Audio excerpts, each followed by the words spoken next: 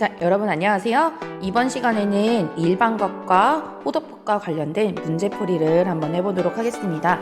총 4개의 문제를 여러분들에게 드렸었는데요. 문제 2번 4분면에 관련된 각 OX 문제, 문제 3번 동경과 일반각이 주어졌을 때 두 각의 합을 구하여라. 마지막 4번은 라디안에 대한 정의와 호의 길이, 그 다음 넓이까지 같이 개념을 정리해보면서 문제풀이를 한번 해보도록 할게요. 끝까지 집중해 주시기 바랍니다.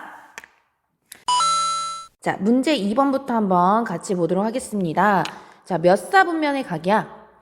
세타가 제3, 4분면의 각이라고 주어졌을 때, 자, 이 각이 3분의 세타가 제1, 4분면의 각이다라는 것에 대한 OX 문제였어요. 많은 학생들이 오다라고 했는데 정답은 실제로 X가 되겠습니다. 제3, 4분면의 각이다. 즉, 4분면의 각은 자, 우리가 좌표평면에서 X축을 시초선으로 갖고 있을 때, 그 다음에 여기가 순서대로 OP, 다시 말하자면 주어진 반직선이 나타내는 이 각을 우리는 그때 동경의 일반각이다라고 정의를 합니다. 자, 그러면 세타가 3, 4분면의 각이니까 회전하는 방향이 양의 방향의 순서로 1, 2, 3, 4 이렇게 되기 때문에 3, 4분면의 각은 이렇게 되겠죠. 즉 이만큼 회전한 각이 세타다라는 겁니다. 자, 그러면 3, 4분면의 일반각, 다시 말하자면 제3, 4분면의 각이라고 하는 거는 동경 OP가 나타내는 이 일반각을 정의를 하는 거기 때문에 결국에 세타는 180도에서 270도 사이에 있는 각이 아니라 그거에 대한 일반각, 즉 360도 곱하기 n, 즉 얼마만큼 회전했느냐, 그것을 나타내는 일반각으로 표현을 해주셔야 되는 겁니다. 자, 이때 3분의 세타가 제1사분면의 각인가? 그래서 3으로 나누어 보자. 그러면 120도 곱하기 n 더하기 60도가 3분의 세타일 때 n 더하기 90도가 이렇게 되겠죠. 자, 그러면 여러분들 잘 보시면 n의 값이 어떻게 되냐에 따라서 얘가 1, 4분면의 각이 될 수 있어요. 먼저 n이 3의 배수일 때는 120n 자체가 360도를 회전하는 각이기 때문에 반드시 1, 4분면에 있습니다. 자, 그래서 n이 3의 배수. 우리가 이걸 수학적으로 조금 더 유식하게 한번 표현을 해보면 3k가 되겠죠? 자, k는 자연수가 될 거고요. 그럴 때는 3분의 세타가 제1, 4분면에 존재를 합니다. 60도와 90도니까. 자, 반면에 3k 더하기 1, 즉 3의 배수에서 1만큼 더해지게 되면 360도만큼 회전하고 남은 각이 120도와 60도의 합이에요. 즉 120도, 90도니까 210도가 되겠네요. 즉 몇 사분면이냐? 3, 4분면이 됩니다. 자, 반면에 이제 n이 3k 더하기 2, 다시 말하자면 3k 더하기 2 대입을 해주면요, 240도, 앞에는 사실 360도만큼 회전한 각이니까 특수각인 경우만 우리가 고려를 좀 해주면 도도 이렇게 붙여야 되죠. 그 다음 90도 더하기 240도네요. 4, 4분면이다 라는 거 확인할 수 있습니다. 자, 따라서 세타가 제3, 4분면의 각이다 라고 했을 때는 3분의 세타가 1, 4분면의 각만 되는 것이 아니라 3, 4분면에 올 수도 있고 n의 값에 따라서 4, 4분면에 올 수도 있다.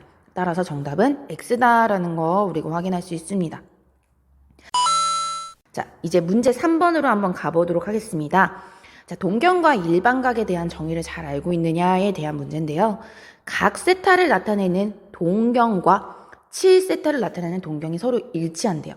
자, 그래서 이거 역시도 우리가 익숙한 좌표평면 위에서 한번 생각을 해봅시다. 원점 X, X축을 시초선으로 갖는 그 세타를 나타내는 동경이래요. 자, 그러면 어떻게 됐더니까 세타가 나타내는 그 반직선 동경을 OP라고 정의를 해보고요. 자, 이 각을 세타라고 한번 해봅시다.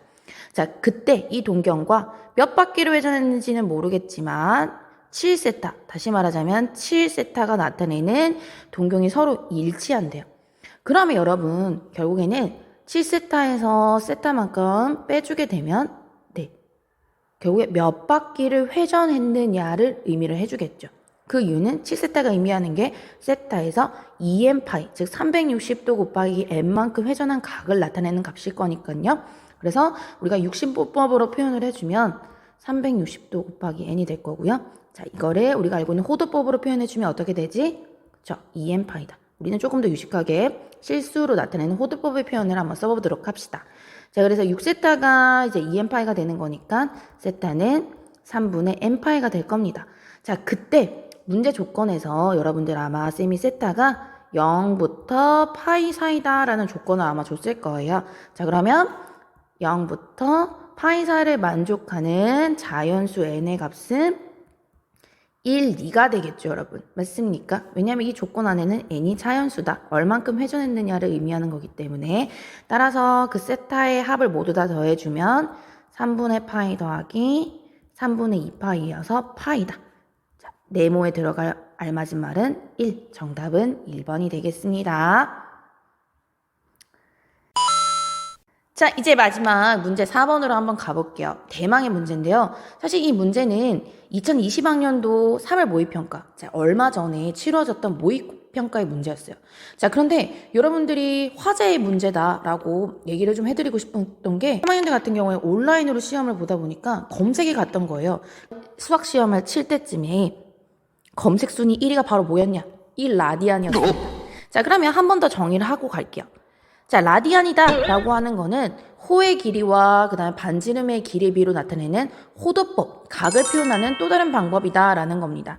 자, 그래서 우리가 호의 길이 분의, 즉 호의 길이를 R이라고 하고요. 그 다음에 반지름을 R이라고 했을 때 호의 길이와 반지름의 길이의 비로 나타내는 각을 표현하는 방법을 라디안이라고 정의를 했고, 그때 R분의 R, 즉 호의 길이와 반지름의 길이가 서로 같아질 때 이 값을 우리는 1라디안이다. 줄여서 이렇게 표현합니다. 그리고 라디안은 생략을 하죠. 그래서 이때 각을 1이라고 정의를 하고요. 60분법으로 표현을 할 때는 파이분의 180도다라고 합니다.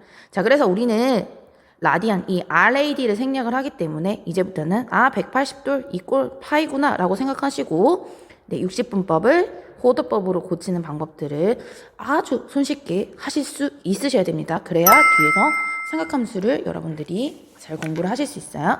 자, 그럼 문제 보시면 1라디안이라는 거는 호의 길이와 그 다음 반지름의 길이가 서로 같을 때 그때 부채꼴의 중심각의 크기를 1라디안이라고 정의를 하는데 이때 둘레의 길이가 24인 부채꼴의 넓이를 구하래요.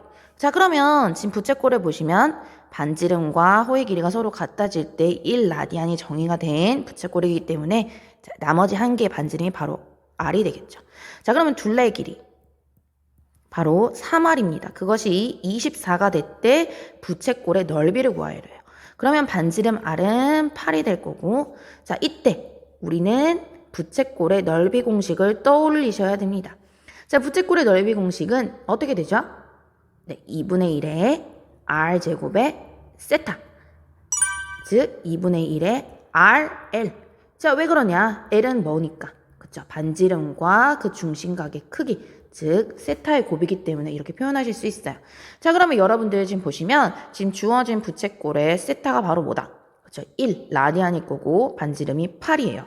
자, 그래서 우리가 구하고자 하는 부채꼴의 넓이는 2분의 1의 R제곱 세타니까 48에 30이다라는 거 정리가 됐습니다. 생각보다 되게 간단해요. 자, 그런데 여러분들이 라디안에 대한 기본적인 정의 자체가 안 돼 있어서 생각보다 간단해요. 여러분들이 나중에 삼각함수로 공부를 하고 나면 파이는 180도고 3분의 파이는 60도고 이런 거 정도는 굉장히 잘 되는데 1라디안의 정의가 뭐였지? 하고 의문이 드신다면 기본적인 개념 자체가 성립이 안 돼 있다는 거예요. 자, 그래서 한 번 더 1라디안. 왜 형님들과 누나들과 오빠와 언니들이 인터넷으로 1라디안을 검색하셨을까? 심지어 가형인데. 그죠? 그거를 한 번 더 고민해 보시고 그 다음에 이러한 개념을 물어봤을 때 바로바로 대답할 수 있도록 개념을 한 번 더 정리해 두도록 합시다. 그리고 부채꼴의 둘레 길이와 부채꼴의 넓이의 공식까지 머릿속에 꼭꼭 담아두시기 바랍니다. 감사합니다.